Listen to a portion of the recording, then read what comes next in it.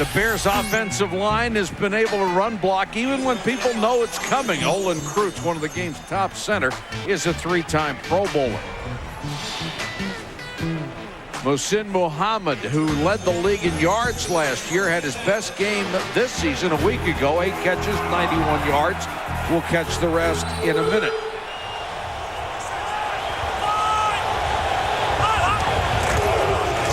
Jones. This is what the Bears do best, to the 37-yard line.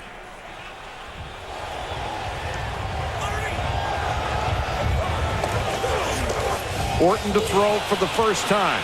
Good protection. Underthrown and incomplete, and Berrien may have gotten away with a push-off as well. Well, he was covered well by Jason Webster. He pushed off. He pushed Webster down. I just can't believe they didn't call this. And the reason that ball came up short is Kyle Orton was throwing into the one place that the wind is blowing. Where he threw that football up the left side is where the wind is coming directly across the field. So that's something to keep an eye on as these teams switch sides. The Falcons basically have the wind at their back the way they're lined up. 3 wide receivers. Muhammad is in the slot. He is their top guy. Orton under pressure. You just can't hold it that long, and then a flag down at the end of the play as Orton is sacked.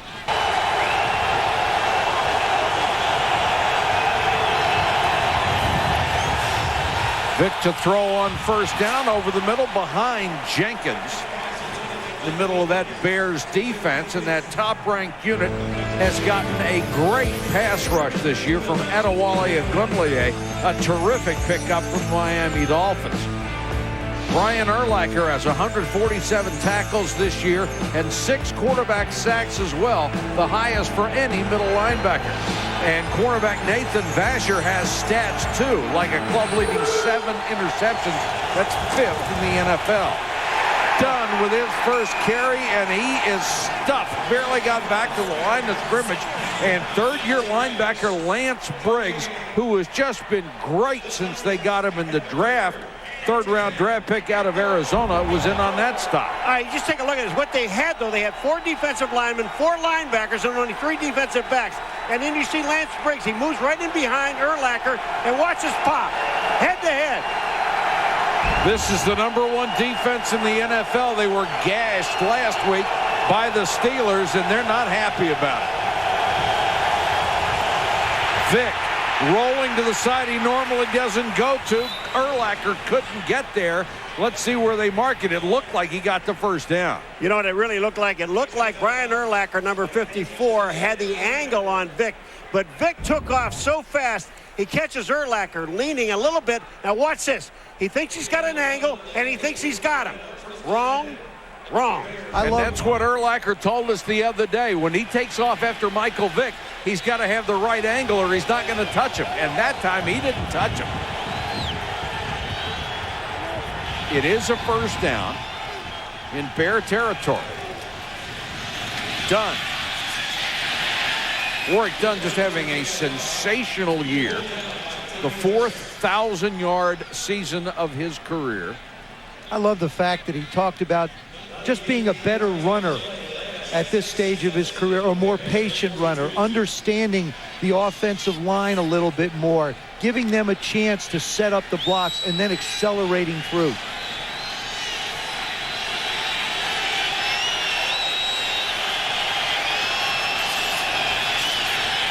Vick rolls to the near side. Now he's going to take off again.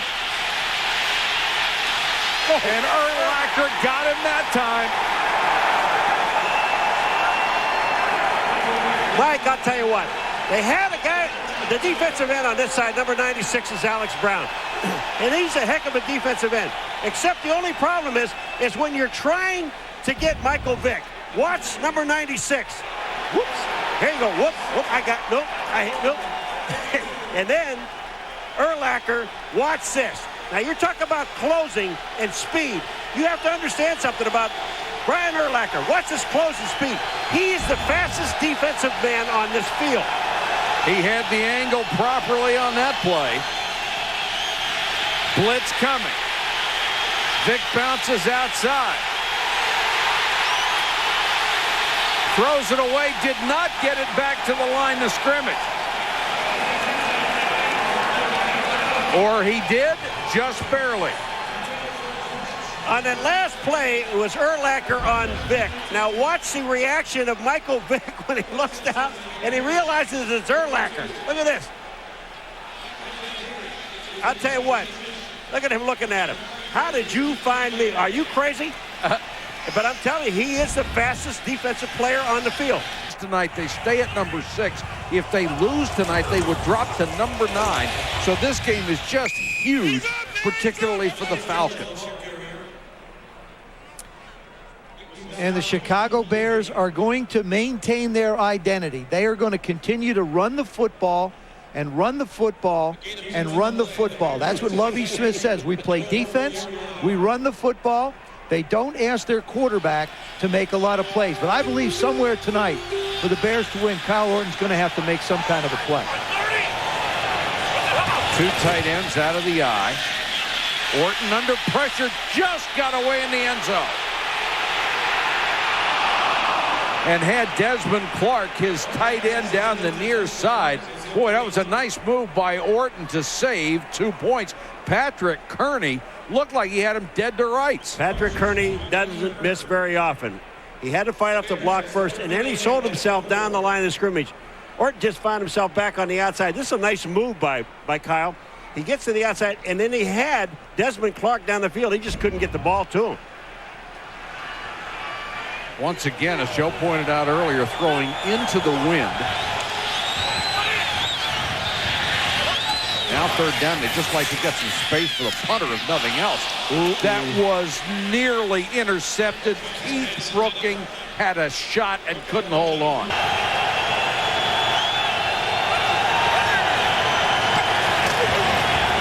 Dunn, nice cut, only gets a couple as that defense swarms on Warrick Dunn.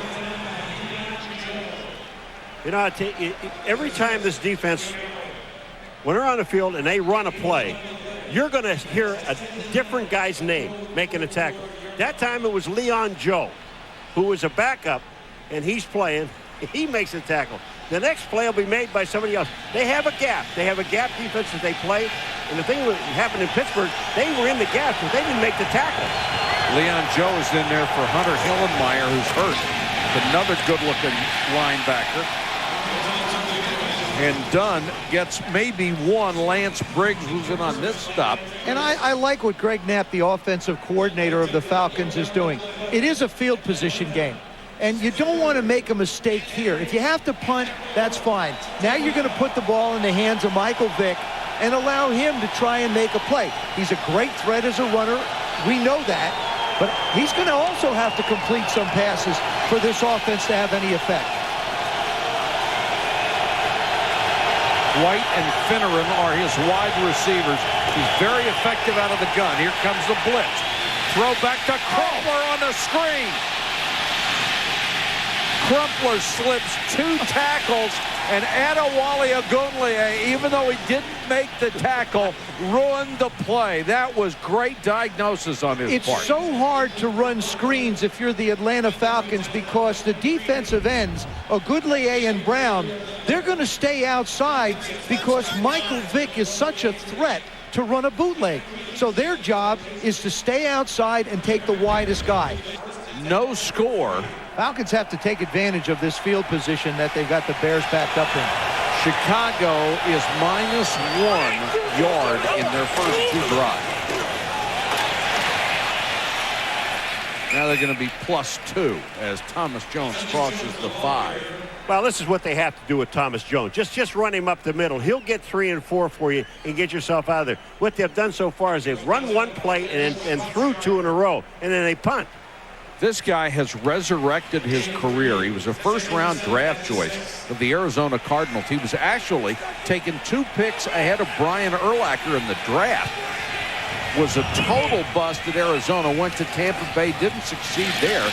Now they bring him to Chicago, and he's having his best year, although he's hit in the backfield that time by Michael Boley, an outstanding-looking rookie linebacker.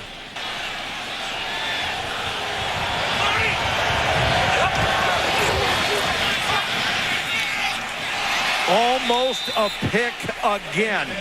Antoine Edwards read the pattern, came out, got his hand on it, and couldn't hold it. The big back has come in for the first time. Great changeup from Warwick Dunn. Vick for the end zone and incomplete, intended for White. He was covered very well by Nathan Vasher. You know, we were talking in the opening about containing and what you have to do with Michael Vick. Alex Brown is on the left-hand side here. You watch what he does. Now, he almost gets himself caught inside, but he knows his responsibility is to the outside. The other circle is Urlacher. Now, watch. When he forces him back, and I said he'll funnel him back to the defense and Urlacher, that's all you got to do. Those guys on the other side will take care of everything. You just stay at home. Dunn is back in on 2nd and 10. And Warwick will get the ball. Nice hole up the middle. And Dunn, who is an outstanding inside runner, picks up 9 before Brandon McGowan makes the tackle. This is a battle of quick offensive line versus quick defensive line. And the way you want to go after the Bears, if you're the Falcons, you want to run right up the middle. And that's exactly what they do. You get them moving. Todd Weiner moves, slides down. Warwick Dunn cuts in behind him. The Bears aren't even ready yet. It will be 3rd and a yard. Duckett is back in. He's their short yardage guy. Duckett will get the carry, and he's got the first down inside the 25-yard line. Check in with Susie.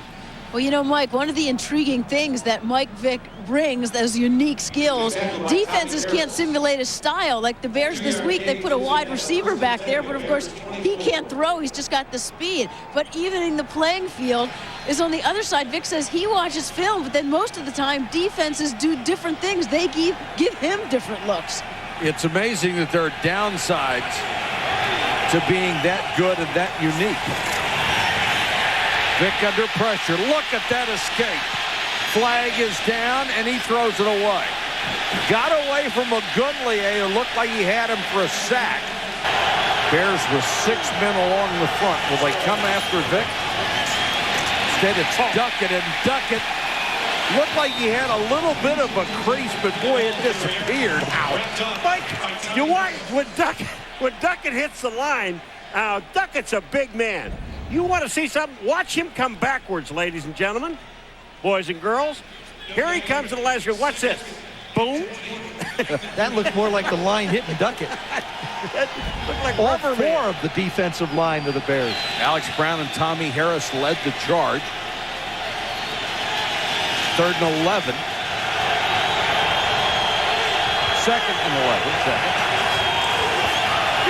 Draw play done. Oh, it's just outstanding defense. Jerry Azuma. The Bears try and keep enough speed in the secondary on the field to match the speed of Michael Vick. That time, Jerry Azuma was coming on a slow blitz. Perfect spot to be to make the tackle. And the Bears are tackling a lot better than they did a week ago. Oh, yeah. They're home. They love their home. They love their cold home. 3rd and 19. All you're trying to do now is get in position to kick a field goal. Pressure comes underneath, intended for Finneran. Was down around his ankles, incomplete. ESPN.com or NFL.com will give you the results in the 4th quarter. The Chicago Bears starting with from the 9. Until that play, they had -1 yards in total offense. Michael, we came back from break, and you heard that big roar, ladies and gentlemen. Well, they announced the temperature was 9 degrees, and they cheered. And then they said, wind chill, -7, and the whole place erupted. They love it. A little psychological warfare at the Falcons. Now, they've defeated me.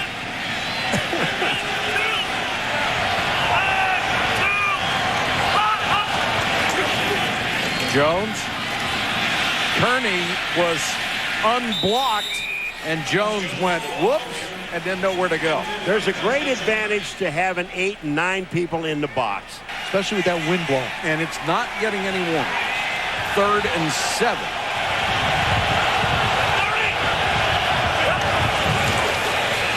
Four-man rush against Orton. Underneath, incomplete, and that one was not where Berrien could catch it or at least see it in time, and they have to give it up again. They cannot make a mistake here. Well, with that penalty, it was a 55-yard swing. Vick, that looks like a planned run. Oh, the old student body sweep, and Vick is planted as he got to the 35. Alex Brown, the defensive end out of Florida. Alex Brown, Lance Briggs, I'm telling you what, this defense is fired up. You know, when you get a guy like Vick, you got to get to him. Watch Brown, number 96. He gets back to the outside, comes down the line of scrimmage, and look at that hit. But on the bottom was number 55, Lance Briggs. And this guy's a heck of a linebacker. How much do you think that bothered some sore ribs? If he could feel them a lot.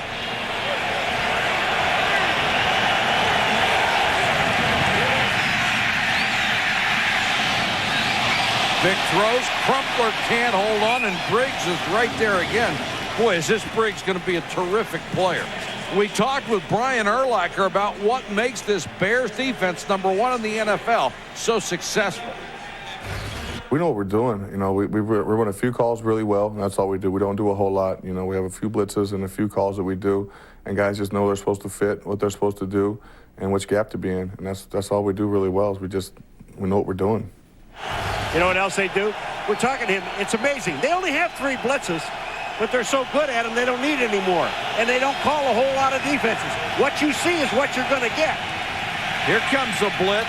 Vick throws over the middle, and it's complete up to the 45-yard line. Finneran makes the catch over the middle, and that is a big first down for the Atlanta Falcons. Not only that, if you watch Michael Vick throw this football, this ball is thrown with a lot more touch than he normally does. A little bit of just a flick of the wrist, throws it before the ball goes out. Watch how he stays in. His feet are balanced again, takes a little bit off the ball. That way he finds out he can be more accurate. Back to the ground game, and Warwick Dunn. They will continue to pound away at this. This is what they are so good at. 7 on the run. Watch it.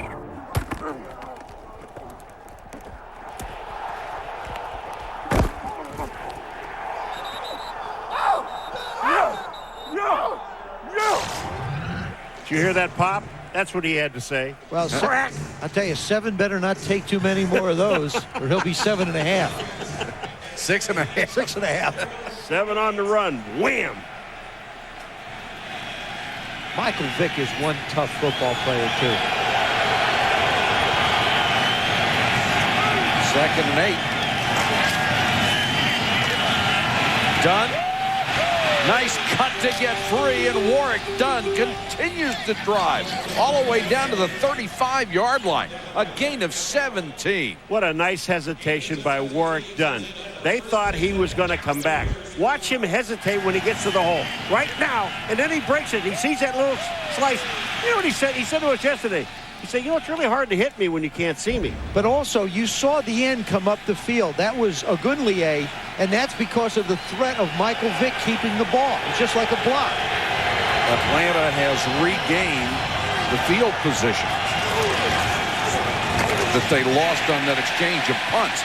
This time, Dunn is punished as he stopped behind the line of scrimmage by Tommy Davis. Let's go to Susie. You know, it's amazing. Mark Dunn, 9th season, age 30.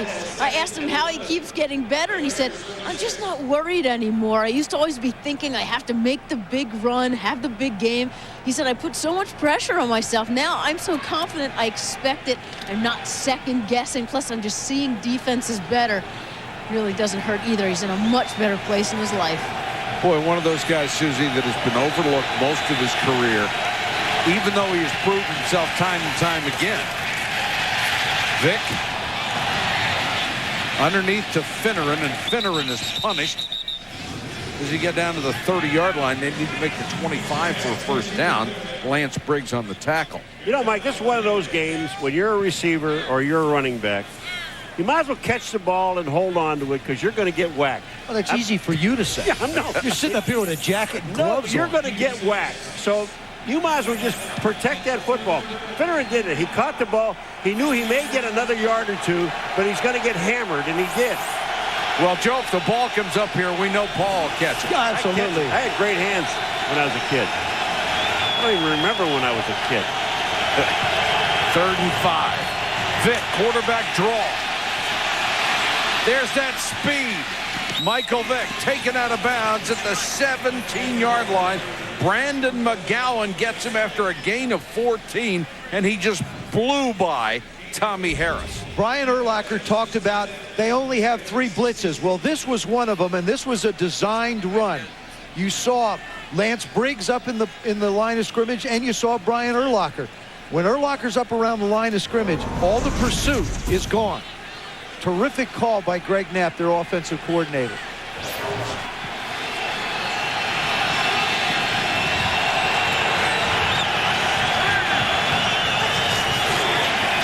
Dunn. Warwick again hitting the backfield, fights his way forward. This is such a big game for the Atlanta Falcons. They control their own destiny. If they win out, they are going to win their division. The Bears, of course, want to pad that lead over the Minnesota Vikings in their division after the Vikings lost today. And this has been a game of field position.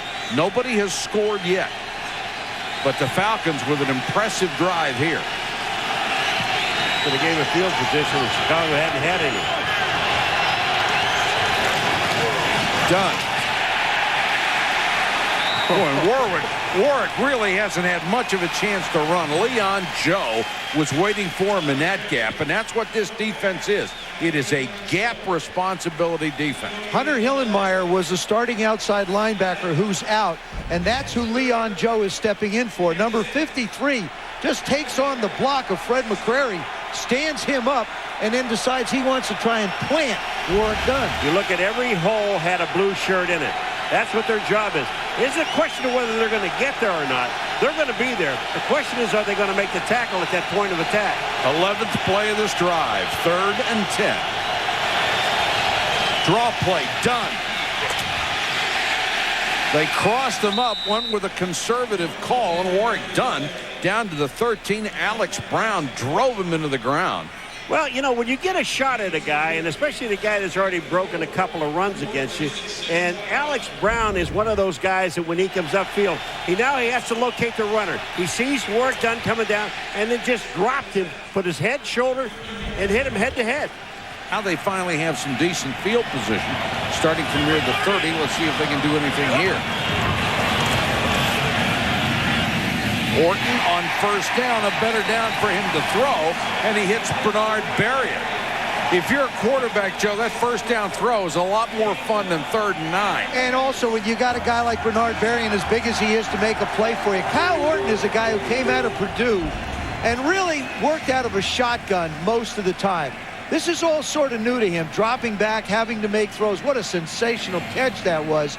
But I think Kyle Orton has done basically what's been asked of him in this offense. It is a run offense first. He has every opportunity now and then to make a throw, and he capitalized on that. Adrian Peterson is in a tailback for the first time. Orton stumbled and barely got the handoff to him, picks up a couple. Now let's go to Chris Berman for a SportsCenter 30 and 30. All right, Michael, thank you very much. It was plenty of offense, over 450 yards. That's Michael Turner, the burner. And San Diego beats the Colts 26-17, ending Peyton Manning and the Colts' dream of going undefeated. Noma signs a 1-year deal with the L.A. Dodgers. We'll see you at halftime for plenty more on the Colts' loss to the Chargers and our fastest 3 minutes. Guys? All right, thanks, Boomer. Here's an end around Berrien. All the way inside the 20-yard line. A 38-yard play for the Chicago Bears. Boy, did he get a great block by Justin Gage, number 12, who's the wide receiver. And he's sitting out here. Just take a look at this. He's on the left-hand side. He's the receiver. Here's the block. And that allowed Berrien to pick up another 15 yards. What a great play. We talked about the youth and inexperience in Atlanta's defensive line. That's a case of young guys trying to chase after Thomas Jones and not protecting on the backside for the bootleg or the reverse. First down, Chicago. Orton out in the flat to McKee. McKee brings it back the other way and stopped just shy of the line of scrimmage by Foley.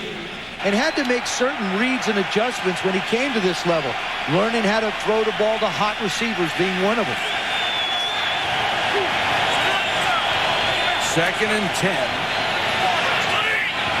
Peterson is the tailback, and he'll get the carry. A couple.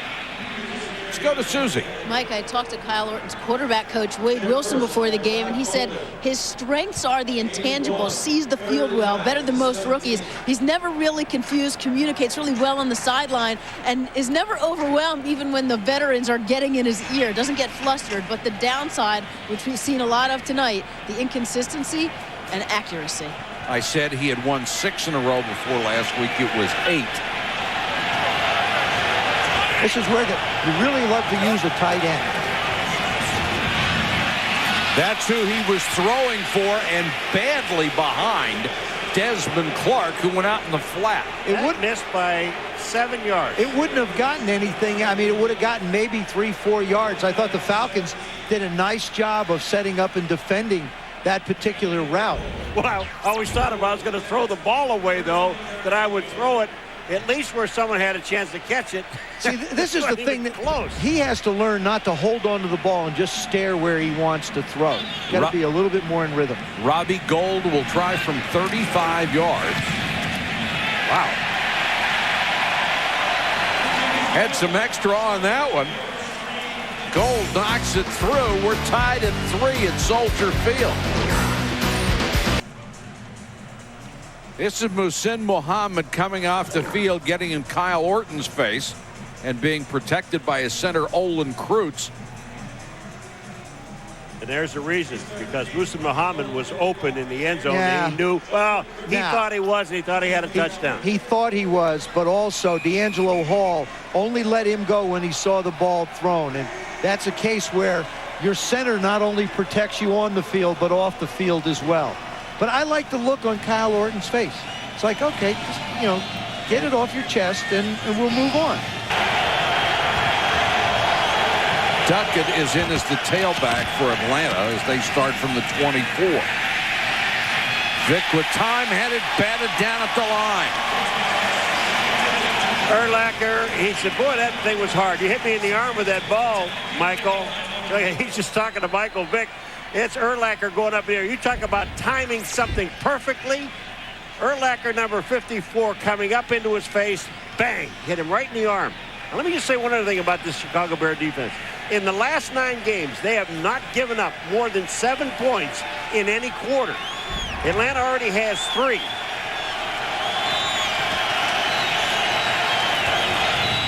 Duckett. Boy, they love this defense here in Chicago.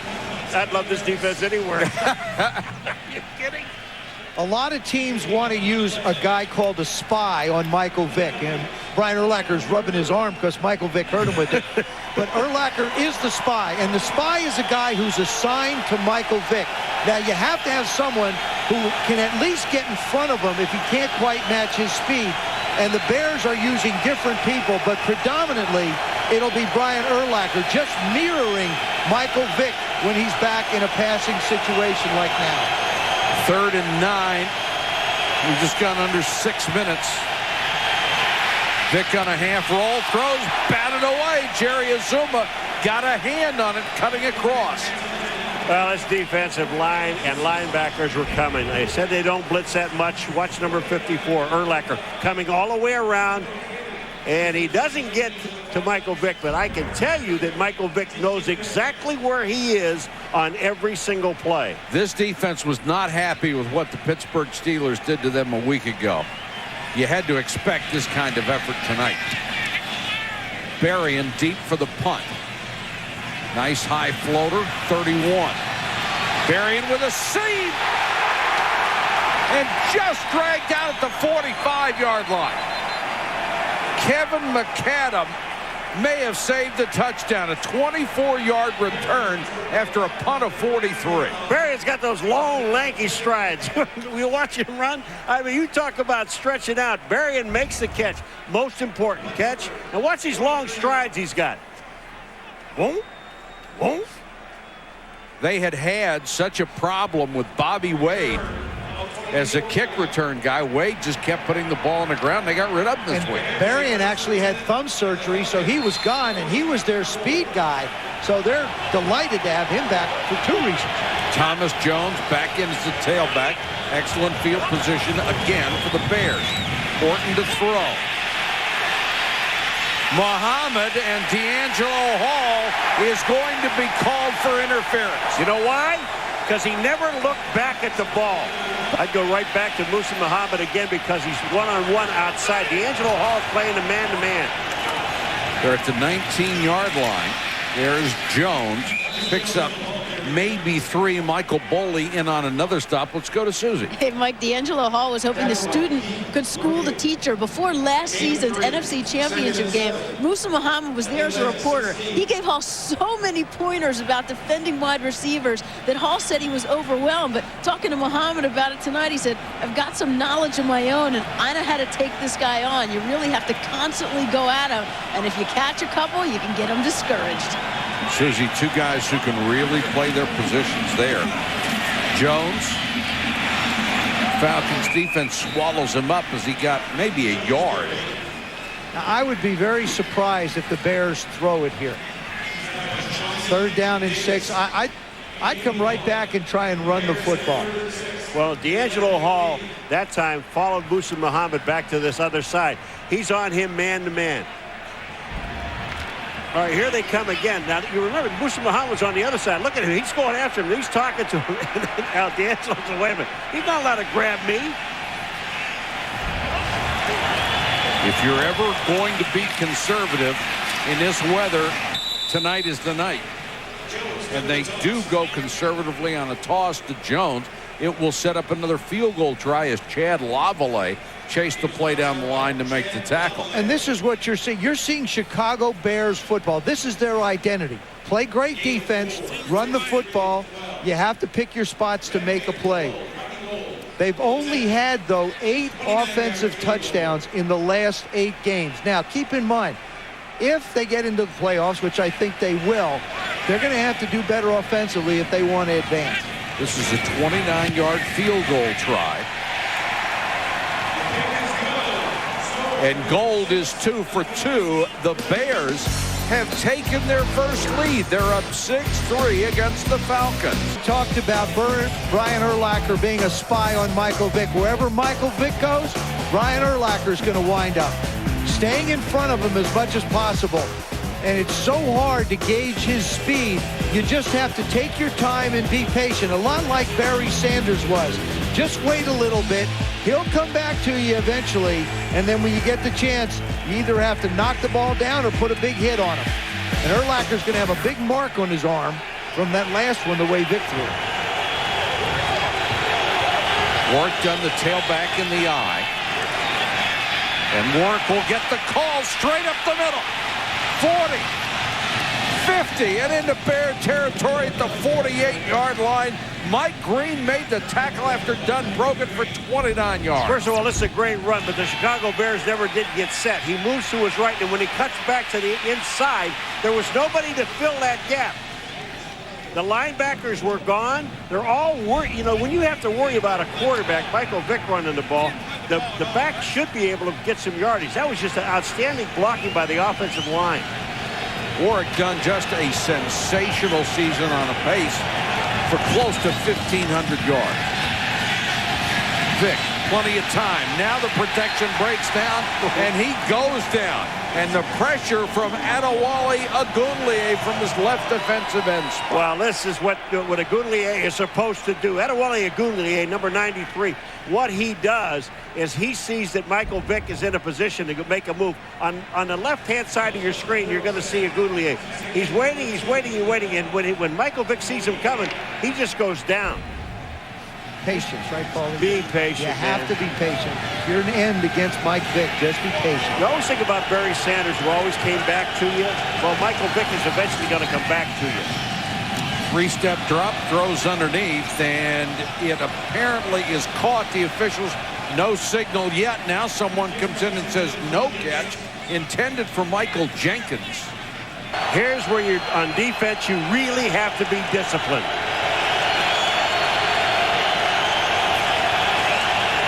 Four-man rush. Little swing incomplete to Algie Crumpler. Wouldn't have got much anyway. Michael Vick just getting the ball out. All right, you're down 6-3. You punt the ball deep. Win the last 3 ball games of the regular season, they will win that division. Right now they're behind 6-3. Jones got across the 10, and the Bears, no surprise, are going to play this close to the vest, and a timeout called by the Falcons. That will be their second on Sunday Night Football. You think I'm embarrassed? Forget it. I'm warmer than I was last week. Jones, huge hole. Thomas Jones to the 43-yard line. Now, if you're the Chicago Bears, you have the opportunity to use your timeouts. Well, you talked about it one other play, Joe, on the reverse, where the young people overloaded and went the wrong way. Here's another situation where the young people did exactly the same thing.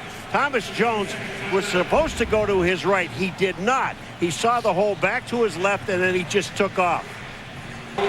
Usually, Susie, by the time you're in your 6th year and you have not produced at 2 other teams, your career is pretty much over. But Jones, even though they drafted Cedric Benson, has really made a statement this year. Orton has this one tipped at the line of scrimmage, and it's incomplete. At least I hope it was tipped. I'm not sure. It was either tipped or possibly he got his arm hit as he tried to throw the football. But when he steps into it, it looks like he wants to crank it up and put it downfield. And it comes out a little bit like a screwball, combination ducky screwball.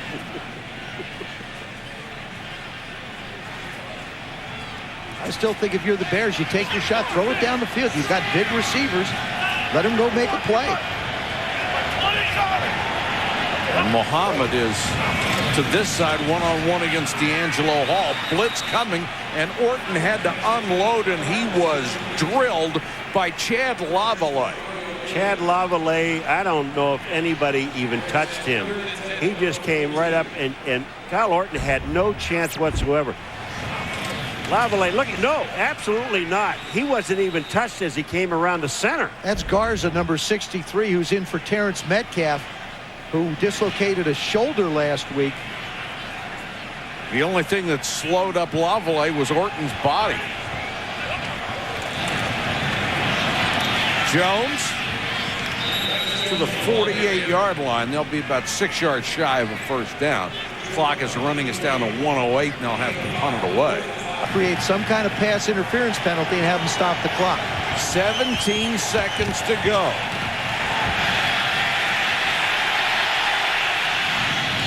Vick throws to the sideline. Warrick Dunn will make the catch. One thing to keep in mind, the Falcons are going into whatever wind is blowing, and I think it's pretty good. Vick under pressure as the ball batted up in the air. He makes the catch and then is downed inside the 15-yard line. Tremendous pressure by Alex Brown and the rest of that Bears defense. They just keep coming. I'll tell you what, Michael Vick's got to say to himself, at the line of scrimmage, they have more people, I think, than we do. Watch this play by Alex Brown. Is this any good? Up in the air, perfect timing. That ball hit him in the mouth. Not only does he knock the ball back into Michael Vick's hands, but he also makes the tackle on top of it. Look at the athletic ability of Alex Brown. It's incredible. Falcons going on a hurry-up. Warrick Dunn is stuffed. In the first half, these two teams combined for 23 passing yards. 23, that's the lowest in the NFL this year. And you look at the job that this defense has done on Michael Vick. The thing you want to do with Michael Vick is make him uncomfortable. or get into the throwing lanes where he just doesn't have an opportunity to be able to make a play. And then when he does take off and run, you want to punish him as much as possible, especially with banged up ribs. The numbers on Urlacher. 3rd and long for Vic. Underneath to Finneran, and Finneran is creamed by Lance Briggs. Are you kidding? Well, I'm going to tell you something, Michael, Joe. Lance Briggs was sitting there waiting on him.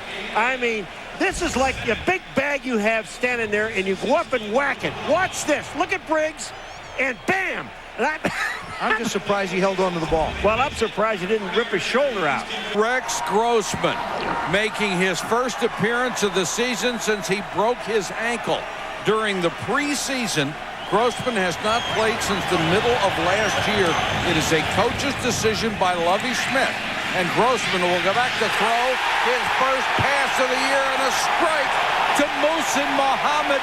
2 standing ovations in 30 seconds. And that's why Muhsin Muhammad wanted to be a Chicago Bear. He said he came here for 2 reasons when I talked to him. I came here because I know this defense is great, and I really like the quarterback. And at that time, it was Rex Grossman. And he's just got this crowd on its feet right now. This is his 3rd season. He has only played in 6 games because of injury. Thomas Jones on the sweep. Jones to the 24-yard line. Grossman giving this team and this crowd a lift. He went down with a broken ankle in the second preseason game against the Rams. He was inactive for the first 12 games of this season. Grossman was hurt a year ago when he blew out the ACL in his right knee. To me, he became like Jim Miller. I thought Jim Miller could really play when he was healthy. Absolutely. And I think Rex Grossman can take this offense to an entirely different level. He was a number 1 pick, Kyle Orton, a number 4 pick, so he's got the talent. Grossman with good protection throws this one incomplete. I don't necessarily agree with this move. I don't know if Rex Grossman's had enough work. Obviously, Ron Turner and Lovie Smith do. Kyle Orton has done what he has been asked to do for this football team. I mentioned he went up against 4 really great defenses. They haven't been very productive throwing the football.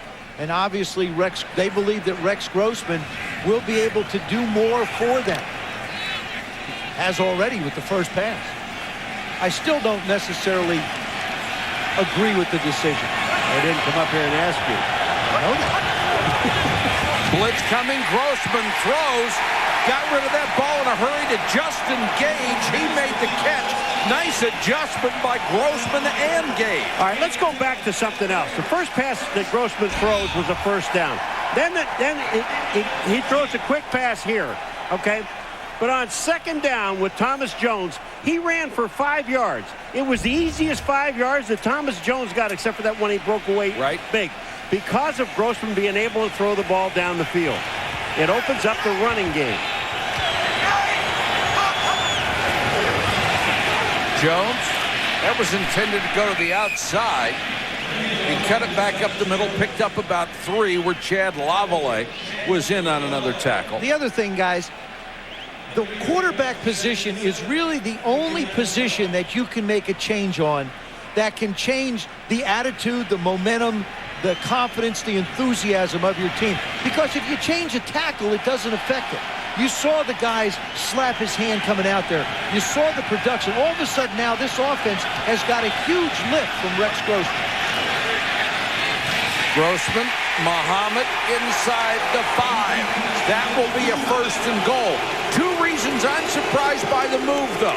Lovie Smith has repeatedly said the quarterback doesn't have to look over his shoulder. He doesn't have to worry about being yanked out of a game. And they were winning 6-3. That's why I'm surprised by it. Yeah, but he didn't do anything. Orton didn't do a thing in that 6-3. He's been basically a keeper of the offense until Rex Grossman, in the coach's minds, got healthy enough that they felt like he could be productive. And 3 for 4 is pretty productive. Jones. Close to the 2. Joe, do you agree or disagree with this? When you have a quarterback that sits for a half on the sideline and he's looking at the defense and he's seeing what all these guys are doing. They're lining up 8, 9 guys in the box. Okay, and he comes in. He has a chance to do something, I think, against the defense that he recognized on the sideline. Paulie, I don't necessarily think it behooves you to sit there and look at it, because from the sideline it looks entirely different. Obviously, Rex Grossman has taken some snaps. Coaches feel that he's very comfortable with the offense now and moving well, and I've seen nothing to disprove that at this point. 2nd and goal, Jones. In a game where points are very, very dear, there is a flag down on this play. So back to the 7. Still 2nd down and goal. Grossman, the fade to Muhammad. He was covered very well by D'Angelo Hall. I guess you're allowed. But there's a mismatch. But I guess you're allowed to use your left arm to push up, aren't you? Offensively? Yeah. Do whatever you want. All right, here's Hall and Muhammad. Watch this. Watch the left arm of Musa Muhammad. And watch this. You think he pushes him? Boy, D'Angelo Hall played that thing perfect. He played the route absolutely perfect, knowing that he had help inside from Keon Carpenter. D'Angelo Hall at 5'10", Musa Muhammad at 6'2". Now it's 3rd and goal.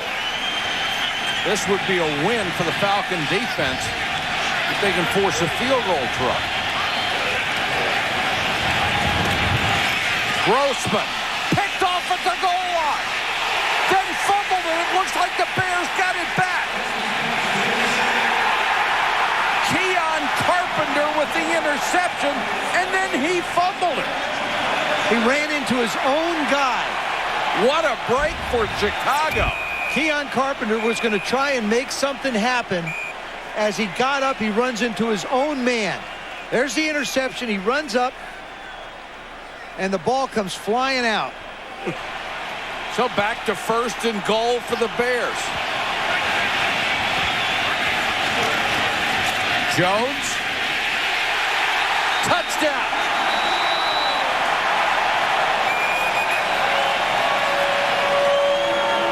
Chicago takes advantage of a huge lucky break.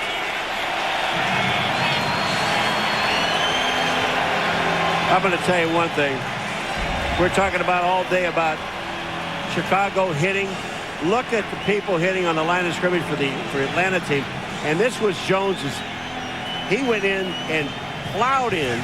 Didn't get much help from the offensive line. But he made this on his own. Followed big Reuben Brown into the end zone.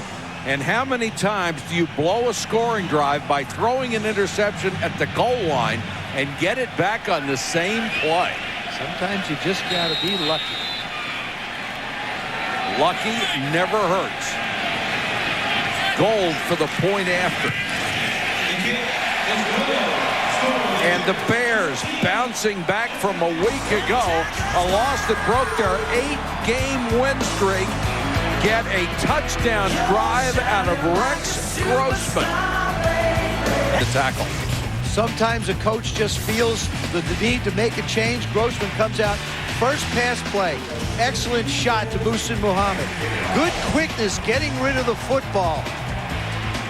Gets the snap, gets rid of the ball, engineers the drive. Thomas Jones finishes it off, and Lovie Smith loves the decision. Of course, he made it. He should.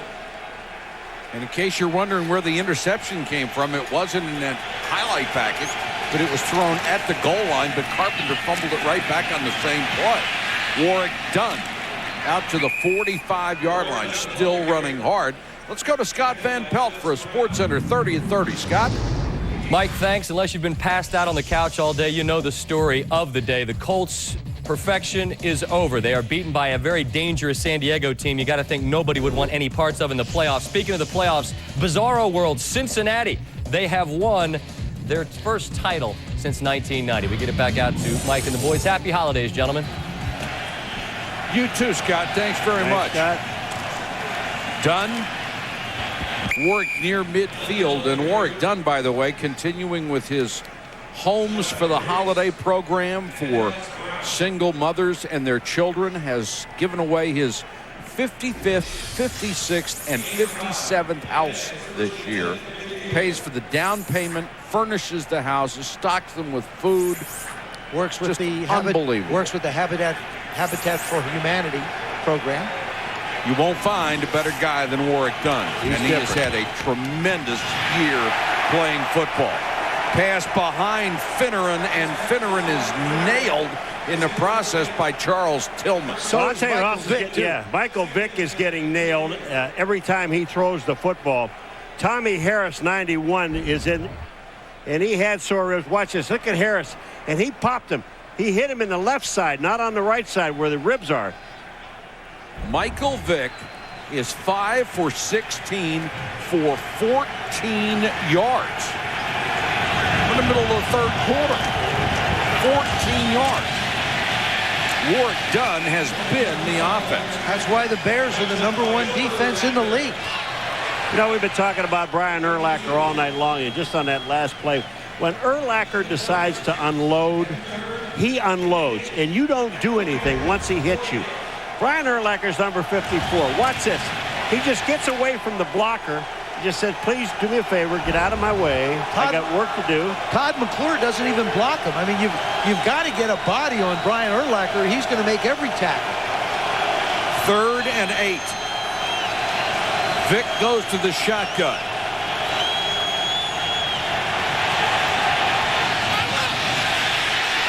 Underthrown and intercepted.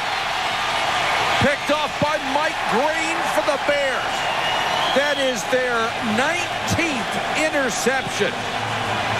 Michael Vick badly underthrew it, and they turn the ball over. They're already up 13-3.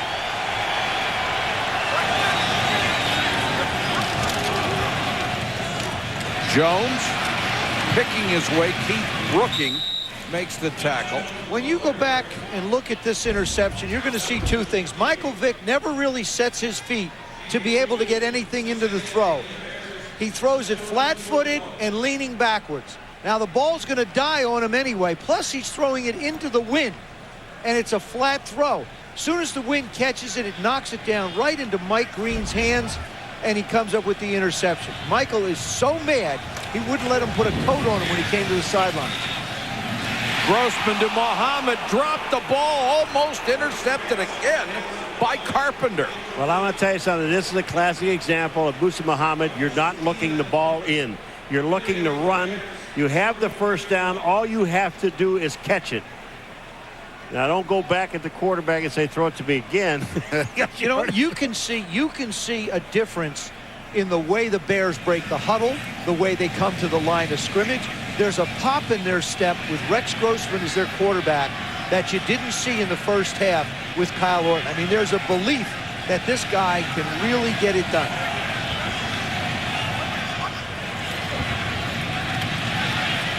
Grossman with time, throws again to Muhammad. This time he makes the catch. It'll be enough for a first down. Mike, I also want to say this. This is the difference in a guy who's a 3-year veteran versus a rookie quarterback. Right. The biggest thing about the position is being decisive with the football. Muhsin Muhammad comes right back, makes the good move, turns inside of Jason Webster, and winds up making the play. Muhammad led the NFL in yards and touchdowns last year when he was with Carolina. And now they bring D'Angelo Hall on Musa Muhammad. Grossman, play fake, throws to McKee, the fullback. And, Joe, there certainly is a much better rhythm to the passing attack right now. This is an entirely different Bears offense than we've seen for the previous 13 games. As we mentioned, Kyle Orton did a good job of being a keeper of the offense. Now you take a look at what Rex Grossman has been able to do. The one interception, he got a lucky break on down around the goal line. The Falcons fumbled it. The Bears wound up recovering it and scoring a touchdown. Orton's numbers, however, aren't much different than Michael Vick's in this game. Grossman again. Airs this one out with the wind. Berrien went down and got tangled up with the defender, Jason Webster. Well, Jason Webster just played this thing perfectly. Berrien had no chance. This ball was just thrown up in the air and hoping that he can get to it. The wind is at Grossman's back. You can see that ball take off. Look at this throw. Now, Webster's just there. I'll tell you what, is that perfect? He sees the route, and he just nonchalantly just cuts him off. It's also technically interference because he cut off the route. Not if you don't get caught. That's what you always say. Jones. Wow. Shifty run to the 44. This is the other thing. If you're the Atlanta Falcons, you have no film on Rex Grossman. You have no idea the way he handles a game. If you're a defensive end rushing him, you have no idea where his drop is, so you can set the edge. I mean, for the Atlanta Falcons, it's almost like, let's figure out on the move if we can find something in this guy's game that we can work against. DeMario Williams and Thomas Jones were the players that were yelling at each other. The Bears have a 3rd and 6. Clock running as we approach 3.5 minutes, third quarter. Bears already up by 10. Grossman, plenty of time. Gage, did he make the catch? He did. Got both feet down inbounds. This is excellent throw, excellent catch, and position. This is the ball that you throw. When Rex Grossman makes up his mind to throw the ball, you see the decisive move that he makes. Look at this throw. It's absolutely perfect. The defense has no chance whatsoever. All of a sudden, the Chicago Bears have become a much more dangerous football team as you move towards the playoffs. Bad news for Chicago here, though Muhsin Muhammad just limped off the field. Berrien is back in there taking his place. Jones will get the carry and picks up 5. Again, Mike, Joe, what happens when you throw the ball down the field like Grossman has been doing since he came in the third quarter, it now opens things up in the middle for the running game. You now have linebackers that have to think about, now I've got to get a little bit deeper. I can't hug the line of scrimmage, and I can't just play run. 2nd and 5, a very impressive drive for the Chicago Bears.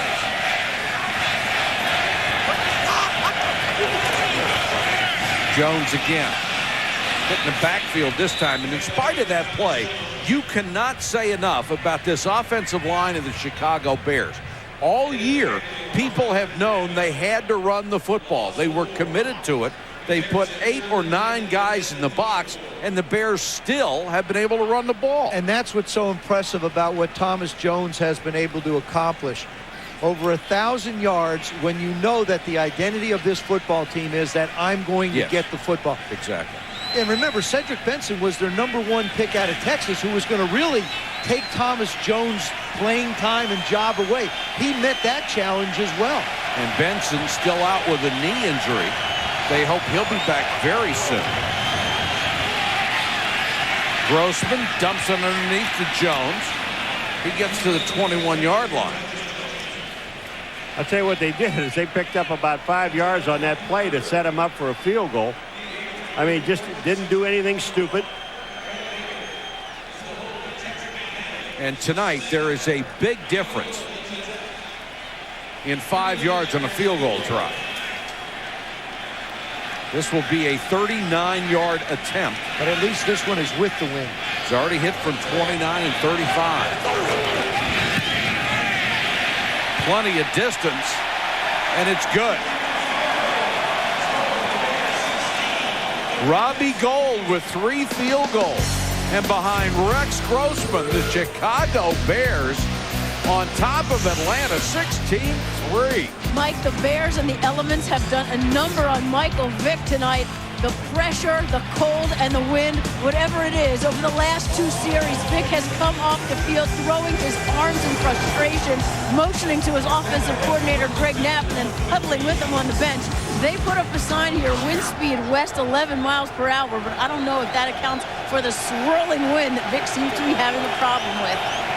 Boy, and he really is, Susie. Duckett, met by Urlacher, and then Urlacher gets a lot of help from his friends in blue. He doesn't need any help, but someone better block him before he kills somebody.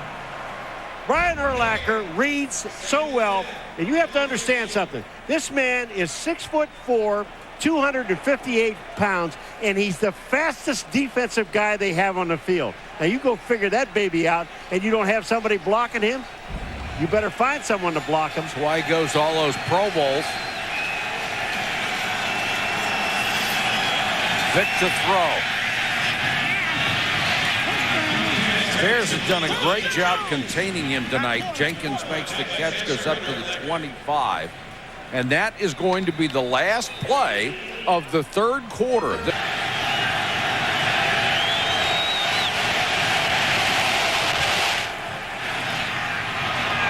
Vick over the middle. White makes the catch at the 45-yard line. Taken down by a host of Bears led by McGowan. Let me just say one more thing that I said earlier in this game. The Chicago Bears in the last 9 games, they have not given up more than 7 points in any quarter in the last 9 games. That would bode well for the fourth quarter, wouldn't it? Ooh, I would think so.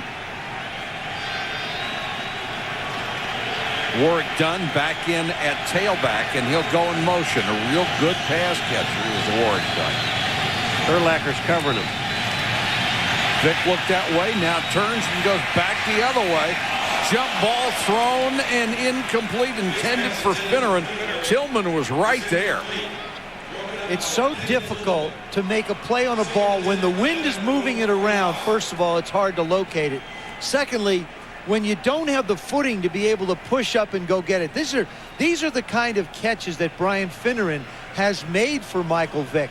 But you can't get your footing up. You can't quite find the ball, and the defender's hanging real close.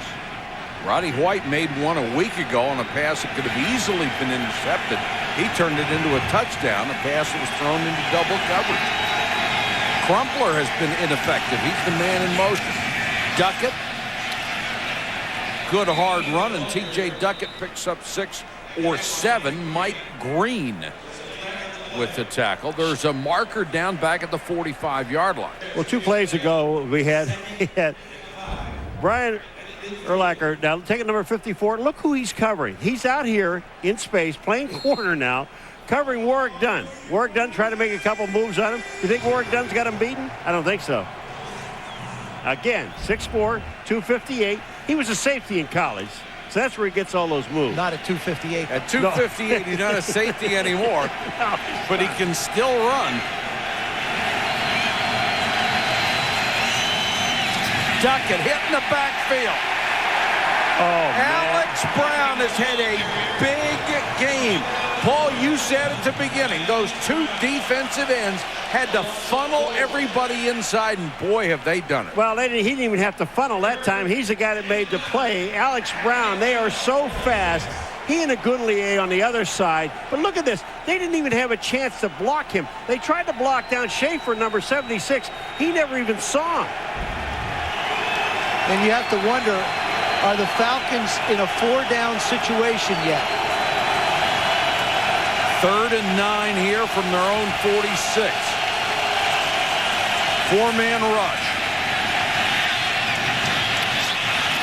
Finneran makes the catch, pays the price, but has a first down at the 34 as McGowan makes the tackle. The Bears missing both of their starting safeties.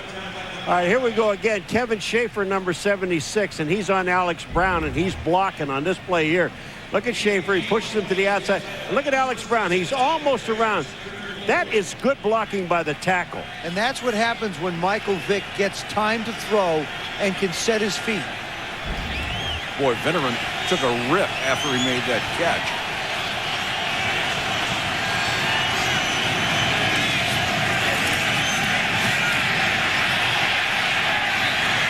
Oh, Jenkins drilled the ball, popped up in the air, and picked off by the Bears.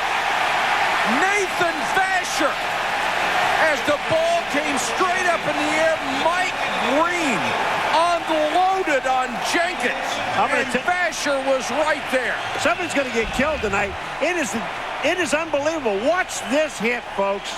And there's no way you can hold on to the ball. That ball pops up right into Vasher's hands, and that's an interception. Man, oh, man. They will officially call it a fumble. But regardless, Vasher has it, so the Bears. Now, the only move he made was getting hammered right about now. And that he didn't have time to make any kind of move. And that ball comes out. All right, it is touched because he rolls in. You know what? If I'm Lovie Smith, I challenge this. Because I'm not sure. Oh, there goes. Jim Mora just got a flag thrown at him. He almost, if he could have, would have thrown a punch at the referee. He was so livid. Still is. Unsportsmanlike conduct. Atlanta. It's a 15-yard penalty. It'll be first down. I'm going to tell you what, he almost hit one of the officials. Watch Jim Mora. Watch this. Watch this. Now watch him. Boy, he just backed away in disgust. He didn't try and hit him. I know he didn't try to hit him. That's not what I'm saying. No, he didn't try and hit him. Nathan Vasher with his 8th interception. Here's the flanker screen to Berrien. It's because of the rule on what a catch is. It was not a catch because he didn't control the ball as he was going to the ground. The ball popped loose, but because it didn't touch the ground, it was an interception when it was picked off by Vasher. How about Nathan Vasher? He's already returned one for a touchdown against Brett Favre a couple of weeks ago. 8th interception of the year. Always seems to be around the ball. If it's in the air, he winds up with it. He is a tremendous player. 13 interceptions. That's in his first 30 games of his brilliant career so far, and that's better than any other active player. He's got 2 touchdowns this year. The first came in Week 10 when he caught a missed field goal in the end zone and took it back 108 yards. That's the longest play ever in the NFL. The other one came in Week 13, a 45-yard interception return after he picked off Brett Favre. And Vasher just comes up with another one. I'll tell you, you talk about a defense that intimidates you. They intimidate you. And they're playing without 3 of their safeties. And around, Berrien. And what a defensive play. Chauncey Davis, the rookie from FSU, stayed home, did his job, and turned that reverse back in. You know the thing about what happens on reverses? If you stay at home and you're a defensive end, look at Chauncey Davis, number 92, right there.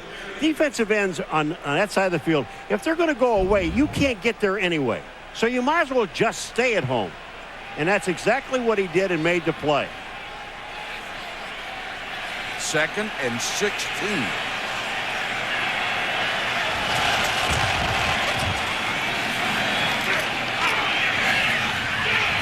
Grossman with the quick out.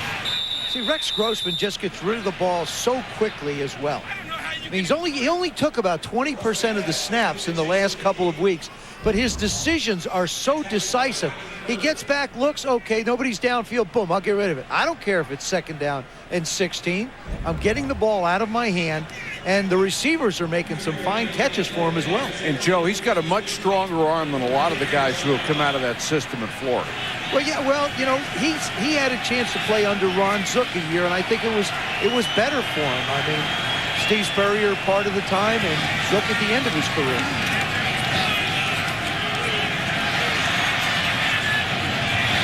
Grossman throws this one wide. Boy, he had him wide open, too. Gage was there as it looked like 2 of the Falcon defenders banged into each other. Falcons need 2 touchdowns to win this ballgame.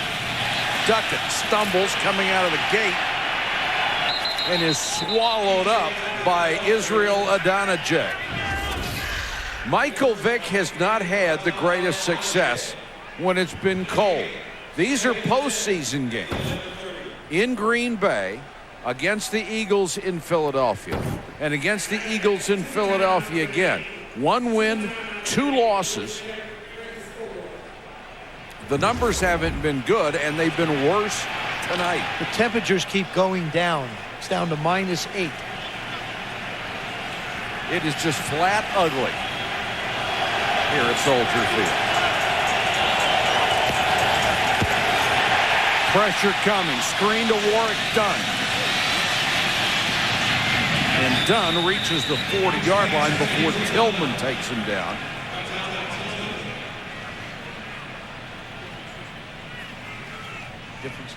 Going to be 3rd and a yard.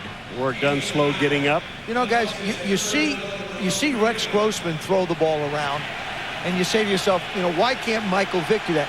I don't think Michael's at that stage quite yet in his development, and the offense hasn't evolved to that point where he can be as effective down the field. I think there's one other factor. It's called the Bear defense that has created that problem tonight as well. Duckett, the short yardage guy, the deep man in the eye. And he'll get the carry. Oh, no. And Duckett hit, didn't even get back to the line of scrimmage. Tommy Harris, Tommy Harris led the way. Well, Tommy Harris led the way, but there was no place to run anyway. They actually lost a half a yard in this thing. Take a look at this pit. Now tell me you want to make some money trying to run into here. Watch these guys, the guys in the black shirts, blow up the offensive line. And Tommy Harris, you're right, Joe, number 91, was in the backfield. They're going for it on 4th down and 1. You already lost a half a yard on 3rd down. You better have Michael taking care of the ball. And I mean Michael Vick. We're already down to 7:08. It's time to go for it. And they're down by 2 touchdowns. They're running out of time on the clock. They give it to Duckett again. I can't believe the call. And he is stuffed by Tank Johnson. One play after they lose a half a yard, they give it to the big tailback again, and he loses another one. We'll start from the 36-yard line and a chance to put this one away. Going back to that 4th down call, it just boggles the mind that you run a play with T.J. Duckett, lose almost a yard, come right back with essentially the same play on 4th and goal. The game's on the line. You got to throw your best at him there. As critical a down as that was, they were all the way down to almost 0 on the clock. They could have taken the timeout, got a little more organized instead of trying to rush a play and get it off.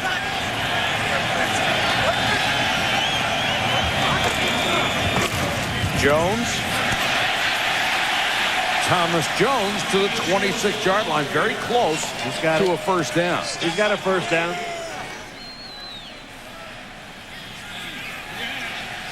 And right now, all the Bears care about is running that clock. Now, of course, he won't feel that injury until Wednesday, until when he thaws. Rex Grossman doing a nice job of taking the game clock.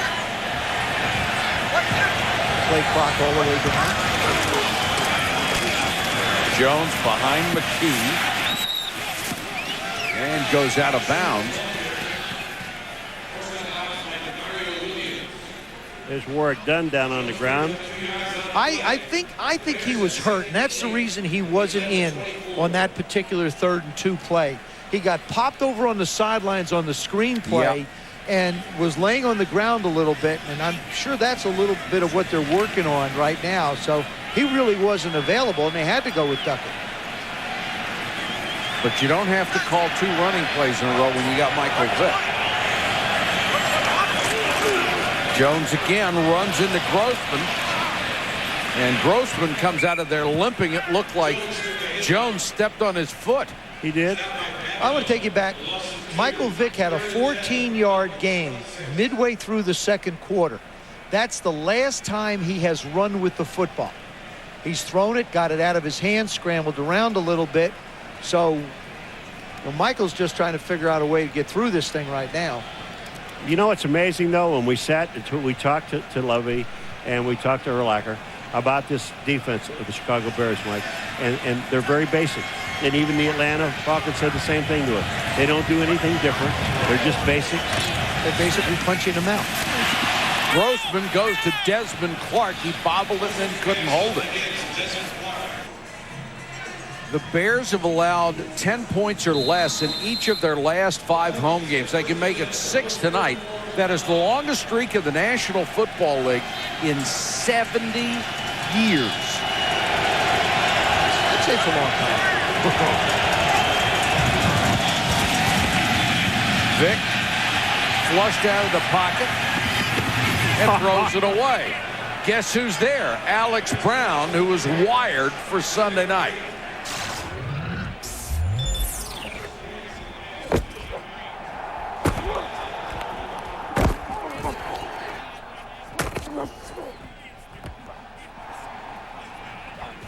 Hey, Vic!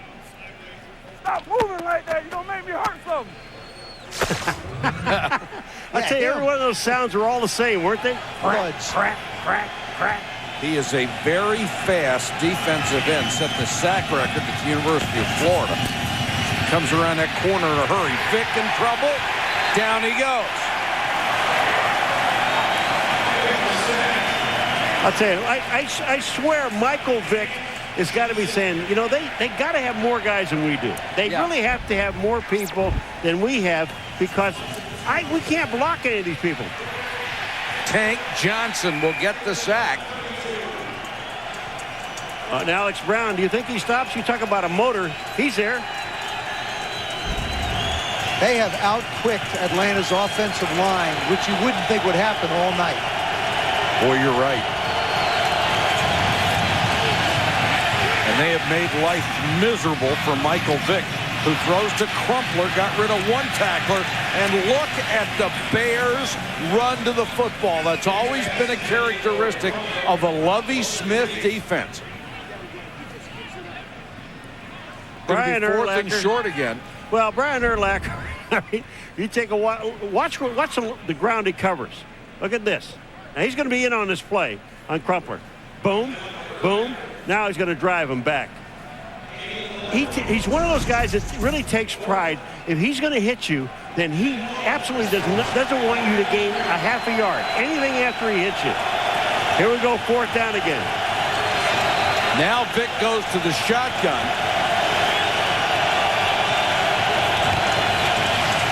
They need a yard to keep it going. Vick throwing for White, underthrown, almost intercepted. Nathan Vasher almost had number 9. He had a shot at number 9. Roddy White acted as a DB and broke it up. Roddy White does a good job of protecting his quarterback. That's exactly what you want. Now, I know that this game now is in the hands of the Bears, but it's plays like that from Roddy White that'll build confidence for Michael Vick. It's in the hands of the Bears. Now? Well, you know now it's in the hands of the Bears? I'm talking about that play building confidence for Michael Vick. When they went up 6-3, it was in the hands of the Bears. 2:34 to go in the game. Chicago now in control. And the Falcons are now not in charge of their own destiny. Lovie Smith on the verge of taking a 2-game lead in his division, and he has the guy they drafted as a first-round quarterback back in the saddle. Rex Grossman making his first appearance of the regular season tonight. Let's go to Susie. Stretch the safeties and the linebackers back away from the line of scrimmage a little bit. And wait till they get their own safeties back. Both the free safety and the strong safety out for the Chicago Bears, as well as their third safety injured as well. So when they get healthy, they're going to scare a lot of people going into the playoffs. And with that defense, you always have a chance to win.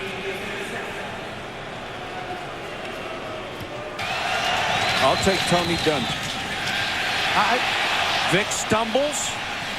Now heads for the sideline, gets out of bounds at the 17. And I'll tell you why, Joe. I'll tell you why my pick would be Tony Dungy. I do not accept the philosophy that just because you're supposed to have a good team, you don't deserve to be coach of the year or any of those honors. I think Tony Dungy has done a brilliant job, and I think he deserves it. I don't disagree with that, but my choice would be Lovie Smith. I think he really didn't have the talent to work with. He lost his quarterback early. It really was a matter of his defense carrying this football team to this point tonight when we saw the change made. But I think he's also established a character standard for his football team. There are certain kinds of people that he wants on his football team, as Tony Dungy has done. Right. Actually, as all those coaches that we had up there. What is the criteria for Coach of the Year? What's yours? Let me ask you that. Mine? Yeah. See, I agree with you. I love what Lovie Smith has done with this football team. They won all of these games really without a quarterback. Vasher nearly had another interception, couldn't hold this one. And he held this team together, knowing that offensively they could not score points, but defensively they could hold them from scoring points. And that's Mike Brown there. And that's why I like Lovie Smith. That's Mike Brown, who's been out the last couple of games. They hope to get him back. And as you mentioned, Chris Harris, their free safety, Mike Brown, their strong safety, and Nathan Vasher very seldom lets one get away. I'll tell you what, with the 5 guys we put up on the screen, I really couldn't argue against any of them. Any of them ever got it. Holmgren's done a great job. I mean, Yes, he's been expected to do it for years, and they're finally doing it. Should get some credit for it. Vic just throws this one away with 53 seconds to go in the game. How about Tom Coughlin? Absolutely. Eli Manning really is, only in his second year. The adding of Plaxico Burress has made a difference. And I think you want to talk about MVPs of the league? No. Tiki Barber. Tiki Barber. Certainly LaDainian Tomlinson, Tiki Barber. Certainly Peyton Manning, Edgerrin James. There'll be some tough choices for people to make. There will. 3rd and 10 for the Falcons. Their last gasp here.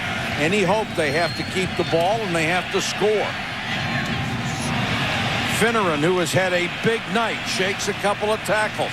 Finneran brought down at the 46-yard line. Clock running. 6 catches, 76 yards for Brian Finneran, and he's really the only one who has done anything at all in the passing game. And what you're seeing is Jim Morris' team. These guys, they said he never quit since the time he got there. Since the time they met him, this team hasn't quit. Griffith gets the dump-off pass. The other thing, the Bears went on an 8-game win streak. And what I found interesting is Lovie Smith said losing the Pittsburgh game didn't mean that much because it really wasn't a conference game. It wasn't a division game. And it really got him fired up to come out and play hard tonight. Vic throws underneath, incomplete. I'll tell you who it mattered to was these defensive players who were really upset that they did not play well. They didn't tackle well against Pittsburgh. The clock runs out, and the Chicago Bears make a statement. They played tremendous defense against a dangerous team. They win at 16-3. For Joe Theismann, Paul McGuire, Susie Colbert, and our entire ESPN crew, this is Mike Patrick. Good night from Soldier Field. This has been a presentation of ESPN, the worldwide leader in sports.